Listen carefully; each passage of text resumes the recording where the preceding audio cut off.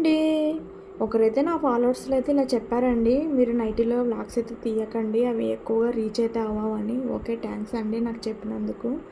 నేను ఎలా అంటే నేచురల్‌గా చూపిద్దామని నైటీలో అని వ్లాగ్స్ అయితే తీశానండి. ఓకే. ఫైన్.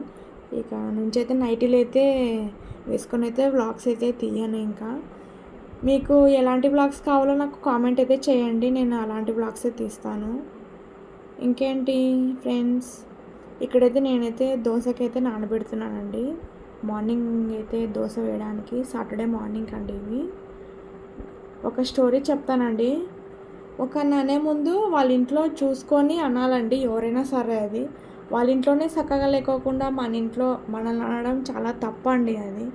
అలా ఎవరినైతే అనకూడదు అసలు. చెప్తున్నా అండి జస్ట్ మీరైతే ఏమి అనుకోవద్దండి. జస్ట్ చెప్పాలనిపించింది చెప్తున్నాను అంతే. మేమైతే సాయంత్రం బయటికి అయితే వెళ్ళాము. కేఎఫ్సీ లాంటి చికెనే అండి ఇది. కేబీఆర్ చికెన్ అనమాట. టేస్ట్ అయితే చాలా బాగుంటుంది. మీరు కానీ అత్తాపూర్లో ఉంటే ట్రై చేయండి. కేబీఆర్ చికెన్ చాలా టేస్టీగా అయితే ఉంటుంది.